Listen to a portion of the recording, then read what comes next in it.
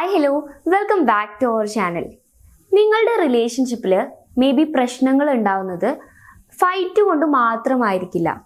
ഒരു പക്ഷേ നിങ്ങൾ പോലും അറിയാതെ നിങ്ങളുടെ റിലേഷൻഷിപ്പിൻ്റെ ഇടയിലേക്ക് ഒരു തേർഡ് പേഴ്സൺ എൻ്റർ ആയിട്ടുണ്ടാവും.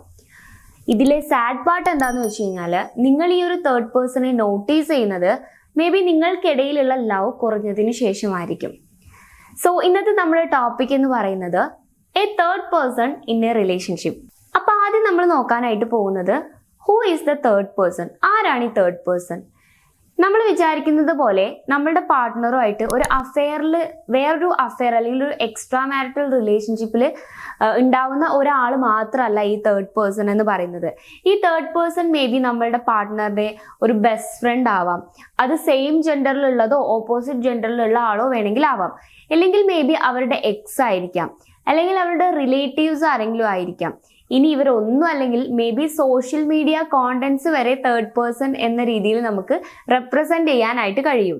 അതായത് നിങ്ങളുടെ ഇടയിലെ ഇമോഷണൽ കണക്ഷനെ കുറയ്ക്കുന്ന എന്തിനേയും നമുക്ക് തേർഡ് പേഴ്സൺ എന്ന് പറയാനായിട്ട് പറ്റും.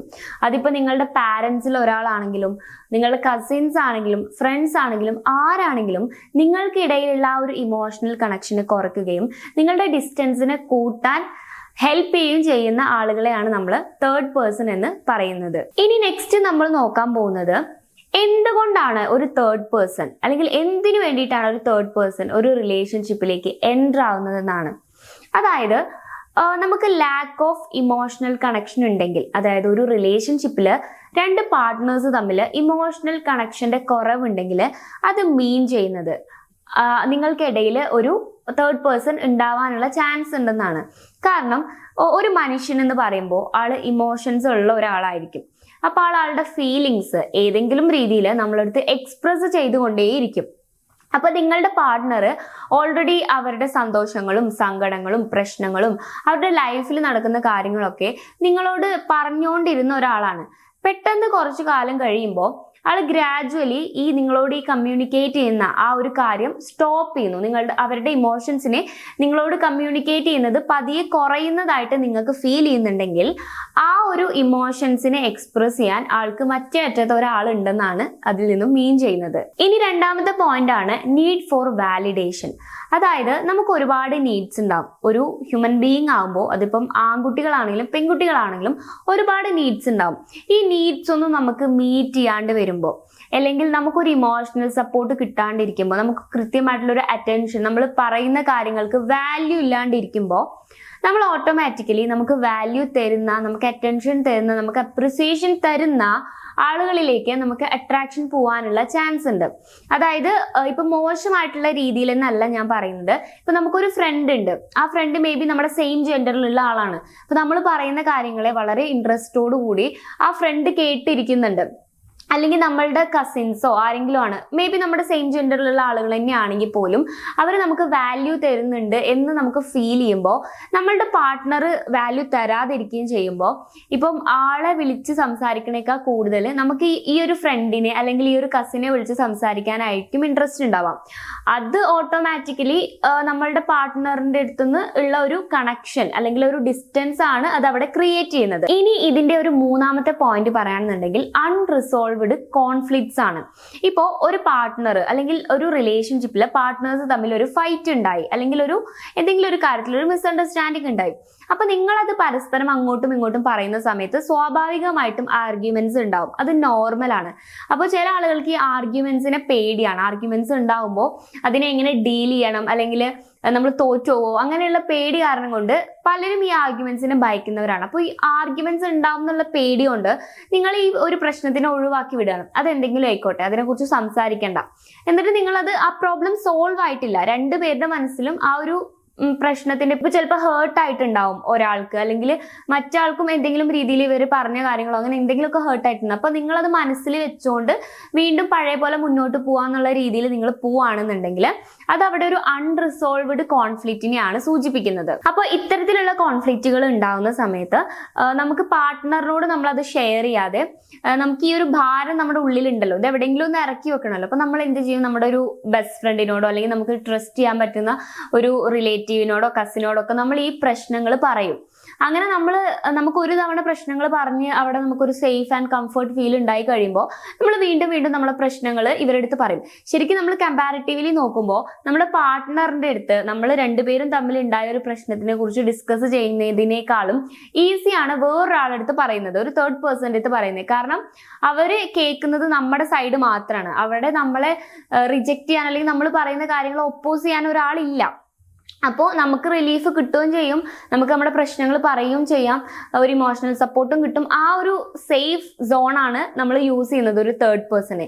ശരിക്കും നിങ്ങൾ ചെയ്യുന്നത് മിസ്റ്റേക്ക് ആണ്. കാരണം നമ്മൾ നമ്മുടെ പാർട്ട്ണറിനോട് ഷെയർ ചെയ്യുമ്പോഴാണ് അതിന് നിങ്ങൾക്ക് രണ്ടുപേർക്കും ഒരു ക്ലാരിറ്റി കിട്ടുന്നത്. അപ്പോൾ നിങ്ങൾക്കിടയിലുള്ള സോൾവ് ആവാത്ത പ്രശ്നങ്ങളൊക്കെ നിങ്ങളുടെ ആ ഒരു ഔട്ട്സൈഡർ ആയിട്ടുള്ള ഒരു ഫ്രണ്ടിനോടോ ആരാണെങ്കിലും അയാളോട് ഷെയർ ചെയ്യുന്ന സമയത്ത് അയാളുമായിട്ടുള്ള ഒരു ഇമോഷണൽ കണക്ഷൻ നിങ്ങൾക്ക് കൂടുകയും കമ്പാരിറ്റീവ്ലി നിങ്ങളുടെ പാർട്ട്ണറുമായിട്ടുള്ള ഇമോഷണൽ കണക്ഷൻ അവിടെ കുറയുകയുമാണ് സംഭവിക്കുന്നത്. അടുത്തതായിട്ട് നമ്മൾ നോക്കാൻ പോകുന്നത് നിങ്ങൾക്കിടയിൽ ഒരു തേർഡ് പേഴ്സൺ ഉണ്ട് എന്ന് നമുക്ക് കണ്ടുപിടിക്കാൻ പറ്റുന്ന, അതായത് തുടക്കത്തിലേ കണ്ടുപിടിക്കാൻ പറ്റുന്ന കുറച്ച് സൈനുകളാണ്.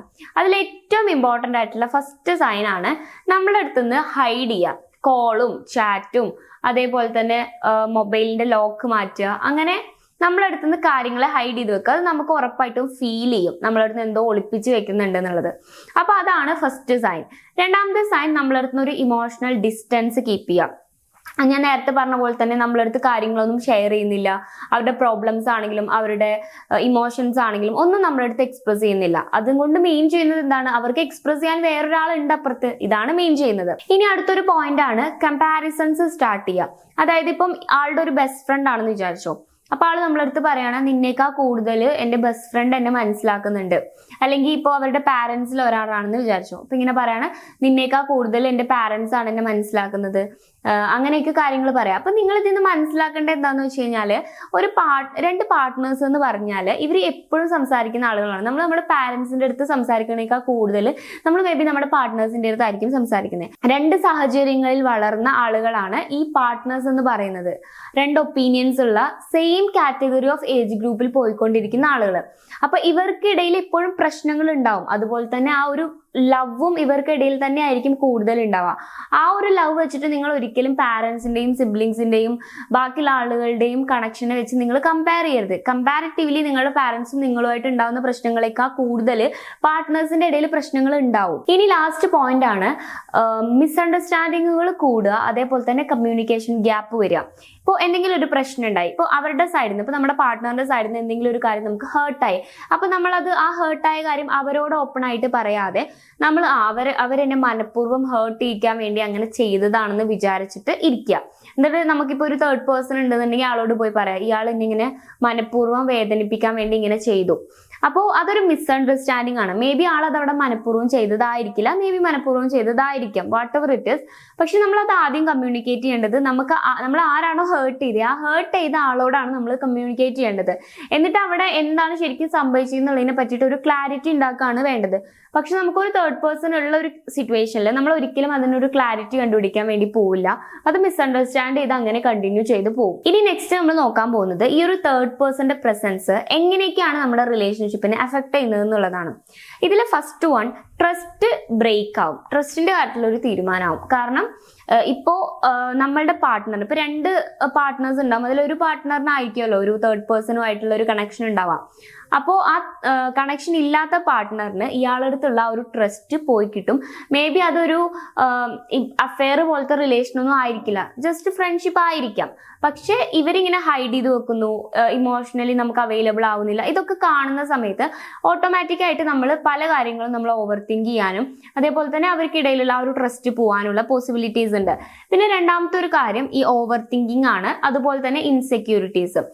നമ്മളുടെ പാർട്ട്ണറിന്, ഇപ്പോൾ നിങ്ങൾക്ക് ഒരു തേർഡ് പേഴ്സൺ ഉണ്ടെങ്കിൽ നിങ്ങളുടെ പാർട്ട്ണറിന് ഓട്ടോമാറ്റിക്കലി നിങ്ങൾ നിങ്ങൾ തന്നെ കമ്പയർ ചെയ്ത് പറയുന്നുണ്ടാവുമല്ലോ അവരാണ് എന്നെ കൂടുതൽ മനസ്സിലാക്കുന്നതെന്നൊക്കെ. അപ്പൊ ആ ഒരു പേഴ്സണുമായിട്ട് നമ്മളെ തന്നെ കമ്പയർ ചെയ്യുക, അതായത് പാർട്ട്ണറിനെ തന്നെ കമ്പയർ ചെയ്യുക. പിന്നെ ഇൻസെക്യൂരിറ്റീസ് ഉണ്ടാവുക, അവർക്ക് എന്നെക്കാളും എന്തൊക്കെയോ കൂടുതലുള്ളതുകൊണ്ടാണ് അവരോട് കൂടുതൽ അറ്റാച്ച്മെന്റ് കാണിക്കുന്നത്, ഈ രീതിയിലുള്ള തോട്ട്സ് ഉണ്ടാവുക, ഒരുപാട് ഓവർ തിങ്ക് ചെയ്ത് വിഷമിച്ചുകൊണ്ടിരിക്കുക. അങ്ങനെ ഇവരുടെ മെന്റൽ ഹെൽത്തിന്റെ കാര്യത്തിൽ ഒരു തീരുമാനമായി കിട്ടും. ഇനി അടുത്ത പോയിന്റ് പറയാന്നുണ്ടെങ്കിൽ, ഇപ്പൊ ചെറിയൊരു പ്രശ്നം നിങ്ങൾക്കിടയിൽ ഉണ്ടാവുകയാണെങ്കിൽ പോലും അത് കൃത്യമായിട്ട് സോൾവ് ചെയ്യാതെ അല്ലെങ്കിൽ കമ്മ്യൂണിക്കേറ്റ് ചെയ്യാതെ പോകുന്നത് കൊണ്ട് തന്നെ തേർഡ് പേഴ്സൺ ഉണ്ടല്ലോ, നിങ്ങൾക്ക് ഇമോഷണൽ സപ്പോർട്ട് തരാൻ തേർഡ് പേഴ്സൺ ഉള്ളതുകൊണ്ട് നമുക്ക് പാർട്ട്ണറുടെ ആവശ്യമില്ല എന്നുള്ള ഒരു മൈൻഡ് സെറ്റിൽ നമ്മൾ ഈ ഫൈറ്റ്സ് ഒന്നും സോൾവ് ചെയ്യാതെ പോവാ. ഇപ്പൊ നിങ്ങൾ ഒരു ദിവസമാണ് തെറ്റിയിരിക്കുന്നത് എന്നുണ്ടെങ്കിൽ അത് ഒന്നിൽ കൂടുതൽ ദിവസങ്ങളായിട്ട്, ആഴ്ചകളായിട്ടും മാസങ്ങളായിട്ടും നീണ്ടു പോവാ.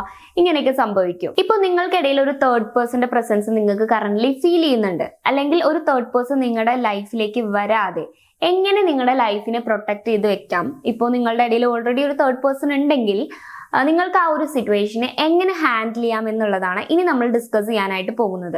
ഇതിൽ ഞാൻ എപ്പോഴും പറയാറുള്ളത് പോലെ തന്നെ ഏറ്റവും ഇമ്പോർട്ടൻ്റ് ആയിട്ടുള്ള ഒരു കാര്യമാണ് കമ്മ്യൂണിക്കേഷൻ. ട്രാൻസ്പെറൻ്റ് ആയിട്ടുള്ള ഒരു കമ്മ്യൂണിക്കേഷൻ നിങ്ങൾക്കിടയിൽ ഉണ്ടായിരിക്കണം. വെറുതെ അങ്ങോട്ടും ഇങ്ങോട്ടും ഇരുന്ന് വർത്തമാനം പറഞ്ഞുകൊണ്ടിരിക്കാനല്ല പറയുന്നത്. നിങ്ങൾക്കിടയിലുള്ള പ്രശ്നങ്ങൾ, നിങ്ങൾക്കിടയിൽ എന്താണ് സംഭവിച്ചത് എന്നുള്ളതിനെ പറ്റിയിട്ടുള്ള ഒരു ക്ലാരിറ്റി നിങ്ങൾക്ക് രണ്ടുപേർക്കും ഉണ്ടായിരിക്കണം. പിന്നെ നിങ്ങൾ കമ്മ്യൂണിക്കേറ്റ് ചെയ്യാൻ പോകുമ്പോൾ നിങ്ങൾ ശ്രദ്ധിക്കേണ്ട ഒരു കാര്യം, നമ്മളൊരു ഫൈറ്റ് ഉണ്ടാക്കാനല്ല പോകുന്നത്, ഒരു കാര്യത്തിന് സൊല്യൂഷൻ ഉണ്ടാക്കാൻ വേണ്ടിയിട്ടാണ്. ഇപ്പൊ നമ്മളുടെ ഓപ്പോസിറ്റുള്ള നമ്മളുടെ പാർട്ട്ണർ മേ ബി ആൾക്ക് സംഭവിച്ചു പോയൊരു തെറ്റായിരിക്കാം, മേ ബി ആൾക്ക് അതിൽ റിഗ്രറ്റ് ഉണ്ടായിരിക്കാം. അപ്പൊ അവര് നമ്മളടുത്ത് അത് ഓപ്പൺ ആയിട്ട് കമ്മ്യൂണിക്കേറ്റ് ചെയ്യുന്ന സമയത്ത് ഒരിക്കലും നമ്മൾ അവരെ അത് വെച്ച് ജഡ്ജ് ചെയ്യാനോ കുറ്റപ്പെടുത്താനോ പോകരുത്. അത് അക്സെപ്റ്റ് ചെയ്തുകൊണ്ട് നമുക്ക് ക്ഷമിച്ചു കൊടുക്കാൻ പറ്റുന്നതാണെങ്കിൽ ക്ഷമിച്ചു കൊടുത്തുകൊണ്ട് നിങ്ങൾ മുന്നോട്ട് പോവുക. അതുപോലെ തന്നെ നിങ്ങളുടെ കമ്മ്യൂണിക്കേഷനിൽ ഒരു കംഫർട്ടും കണക്ഷനും നിങ്ങൾ മെയിൻറ്റെയിൻ ചെയ്യാനായിട്ട് ശ്രമിക്കുക. ഇനി രണ്ടാമത്തെ പോയിന്റ് ആണ് സെറ്റ് ബൗണ്ടറീസ്. നിങ്ങളും നിങ്ങളുടെ ഹസ്ബൻഡും അല്ലെങ്കിൽ നിങ്ങളും നിങ്ങളുടെ വൈഫും ഒരു ടീമാണ്, നിങ്ങൾ ഒന്നാണ്. അപ്പോൾ നിങ്ങൾ ഇപ്പം ഒരു സർക്കിളിന്റെ അകത്താണെന്ന് നിങ്ങൾ വിചാരിക്കാം. ബാക്കിയുള്ള വേറെ ആരും ആയിക്കോട്ടെ, ഇപ്പം നിങ്ങളുടെ മക്കളായിക്കോട്ടെ, നിങ്ങളുടെ പാരൻസ് ആയിക്കോട്ടെ, നിങ്ങളുടെ റിലേറ്റീവ്സ്, ഫ്രണ്ട്സ്, ഇവരെല്ലാവരും ഈ സർക്കിളിന്റെ പുറത്തുള്ള ആളുകളാണ്. അപ്പോൾ ആ ഒരു സർക്കിൾ ഉണ്ടല്ലോ, നിങ്ങൾ രണ്ടുപേരും നിൽക്കുന്ന ആ ഒരു സർക്കിൾ, അതിനെയാണ് നമ്മൾ ബൗണ്ടറി എന്ന് പറയുന്നത്. അതായത് ഈ ഒരു കാര്യം നിങ്ങൾ നിങ്ങളുടെ ലൈഫിൽ കൊണ്ടുവരാനായിട്ട് ശ്രമിക്കുക. നിങ്ങളും നിങ്ങളുടെ പാർട്ട്ണറും ഒരു ബൗണ്ടറിക്ക് ഉള്ളിലായിട്ട് നിൽക്കുക. ആ ബൗണ്ടറിക്ക് പുറത്തായിരിക്കണം നിങ്ങളെ റിലേറ്റ് ചെയ്ത് വരുന്ന ബാക്കി എല്ലാ ആളുകളും. അതുകൊണ്ട് ഇപ്പൊ നിങ്ങൾക്ക് രണ്ടുപേർക്കും ഇടയിൽ എന്തെങ്കിലും ഒരു പ്രശ്നം ഉണ്ടാവാന്നുണ്ടെങ്കിൽ നിങ്ങളുടെ ആ ഒരു ബൗണ്ടറി ഉണ്ടല്ലോ, ആ ഒരു സർക്കിള്, അതിന്റെ അകത്ത് വെച്ച് തന്നെ മാക്സിമം ഇത് സോൾവ് ചെയ്യാനായിട്ട് ശ്രമിക്കുക. നിങ്ങൾ ദയവ് ചെയ്ത് പുറത്തുനിന്ന് ആ ഒരു സർക്കിളിന്റെ ഉള്ളിലേക്ക് പുറത്തുനിന്ന് ഒരാളെ വെറുതെ വലിച്ചു കൊണ്ടുവരാണ്ടിരിക്കുക. അടുത്തൊരു കാര്യമാണ് ഗിവ് ഇമോഷണൽ അറ്റൻഷൻ. നിങ്ങളുടെ പാർട്ട്ണർ നിങ്ങളടുത്ത് സീരിയസ് ആയിട്ട് ഒരു കാര്യം സംസാരിക്കുന്ന സമയത്ത് അവർക്ക് പ്രോപ്പർ ആയിട്ടുള്ള ഒരു അറ്റൻഷൻ കൊടുക്കുക. അതുപോലെ തന്നെ നിങ്ങൾക്ക് നിങ്ങളുടെ പാർട്ട്ണറിൽ നിന്നും പ്രോപ്പർ ആയിട്ടുള്ള ഒരു അറ്റൻഷൻ കിട്ടുന്നില്ല എന്ന് തോന്നുന്ന സമയത്ത് നിങ്ങൾ പുറത്തൊരാളടുത്തേക്ക് അറ്റൻഷന് വേണ്ടി പോവാതെ ആദ്യം നിങ്ങളുടെ പാർട്ട്ണറിനോട് തന്നെ അത് കമ്മ്യൂണിക്കേറ്റ് ചെയ്യുക. എനിക്ക് നിങ്ങളുടെ അറ്റൻഷൻ കിട്ടുന്നില്ല, എനിക്ക് അറ്റൻഷൻ വേണമെന്നുള്ള കാര്യം നിങ്ങൾ പറയാം. അതിൽ ചോദിക്കാൻ നിങ്ങൾ മടിക്കേണ്ട ആവശ്യമൊന്നുമില്ല. എല്ലാം ചോദിച്ചിട്ട് വേണോ കിട്ടാൻ, അങ്ങനെയൊന്നും നിങ്ങൾ വിചാരിക്കേണ്ട കാര്യമില്ല. കാരണം നിങ്ങളുടെ പാർട്ട്ണർക്കാണെങ്കിലും നിങ്ങൾക്കാണെങ്കിലും സിക്സ്ത് സെൻസ് ഒന്നുമില്ല. നമുക്ക് ആളുകളുടെ നീഡ്സ് എന്തൊക്കെയാണെന്ന് മനസ്സിലാക്കാൻ വേണ്ടിയിട്ട് നമുക്കിത് ഊഹിച്ചെടുക്കാനൊന്നും പറ്റില്ല. കുറെ കാര്യങ്ങൾ നമ്മൾ കമ്മ്യൂണിക്കേറ്റ് ചെയ്യുന്നേ വേണം. അതിന് നിങ്ങൾ മടി വിചാരിക്കേണ്ട ആവശ്യമൊന്നുമില്ല. അപ്പോൾ ഈ ഒരു വീഡിയോയിൽ നിന്ന് നിങ്ങൾ മനസ്സിലാക്കേണ്ടത്, നിങ്ങളുടെ റിലേഷൻഷിപ്പിനിടയിലേക്ക് ഒരാൾ കടന്നു വരുന്നത്, അതായത് നിങ്ങളുടെ റിലേഷൻഷിപ്പിന്റെ ഇടയിലേക്ക് ഒരാൾ ഇന്റർഫിയർ ചെയ്ത് വരുന്നത് നിങ്ങൾ അവർക്ക് പെർമിഷൻ കൊടുക്കുന്നത് കൊണ്ടാണ്. നിങ്ങൾ രണ്ട് പാർട്ട്നേഴ്സിൽ ഒരാള് അവർക്ക് കയറി വരാനുള്ള ഡോറ് തുറന്നു കൊടുക്കുന്നതുകൊണ്ടാണ് അവർ കയറി വരുന്നത്. സോ നിങ്ങളുടെ റിലേഷൻഷിപ്പിനെ പ്രൊട്ടക്ട് ചെയ്യേണ്ടത് നിങ്ങൾ തന്നെയാണ്. ഒരിക്കലും ഒരു തേർഡ് പേഴ്സൺ നിങ്ങളുടെ റിലേഷൻഷിപ്പിൽ ഉണ്ടെങ്കിൽ നിങ്ങളുടെ റിലേഷൻഷിപ്പ് സ്മൂത്ത് ആയിട്ട് മുന്നോട്ട് പോവില്ല, അതിൽ പ്രശ്നങ്ങൾ ഉണ്ടാവുകയേ ചെയ്യുള്ളൂ. സോ നിങ്ങൾ മാക്സിമം കമ്മ്യൂണിക്കേറ്റ് ചെയ്ത് നിങ്ങളുടെ റിലേഷൻഷിപ്പ് സ്ട്രോങ് ആയിട്ട് വെക്കാൻ വേണ്ടിയിട്ടാണ് ശ്രമിക്കേണ്ടത്. അപ്പോൾ ഞാൻ വീണ്ടും റിപ്പീറ്റ് ചെയ്യുന്നു, നിങ്ങൾ അലോ ചെയ്യാതെ ആരും നിങ്ങളുടെ റിലേഷൻഷിപ്പിന്റെ ഇടയിലേക്ക് കയറി വരില്ല. സോ ഈ ഒരു വീഡിയോ നിങ്ങൾക്ക് യൂസ്ഫുൾ ആയെന്ന് വിശ്വസിക്കുന്നു. നിങ്ങളുടെ ഒപ്പീനിയൻസ് താഴെ കമന്റ് ബോക്സിൽ കമന്റ് ചെയ്യുക. നിങ്ങൾക്ക് ഈ വീഡിയോ ഇഷ്ടമാവുകയാണെങ്കിൽ ലൈക്ക് ചെയ്യുക, ചാനൽ സബ്സ്ക്രൈബ് ചെയ്യുക. കൗൺസിലിംഗ് റിലേറ്റഡ് ആയിട്ടുള്ള എന്തെങ്കിലും സർവീസുകൾ നിങ്ങൾക്ക് ആവശ്യമാണെങ്കിൽ സ്ക്രീനിൽ കാണുന്ന നമ്പറിൽ നിങ്ങൾക്ക് കോൺടാക്ട് ചെയ്യാവുന്നതാണ്. It's me Rashna signing of.